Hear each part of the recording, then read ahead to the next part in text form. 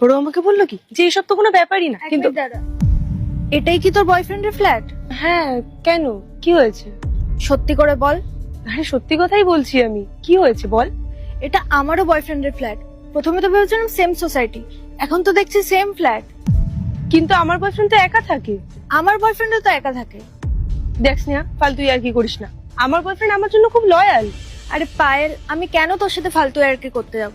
আমার তো উল্টে ভয় হচ্ছে, যদি আমাদের বয়ফ্রেন্ড এক হয় তো। না না, এটা হতে পারে না। তাহলে এখন কি করা যায়? একটা কাজ করা যাক।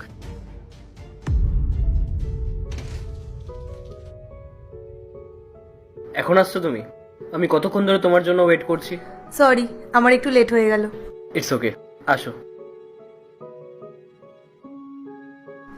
কি করলে আজ সারাদিন? তোমায় মিস করছিলাম। কাজ কি করলে? আরে আমার কাজই তো এটা, তোমায় মিস করা। আর কি কাজ করব? ফালতু কথা যত সব। আজকের কি প্ল্যান? আমার তো কোনো প্ল্যান নেই, তুমি বলো। তুমি যা বলবে সেটাই প্ল্যান হয়ে যাবে। আমার একটা ফ্রেন্ডের কাছে যেতে হবে, এই পাশেই থাকে।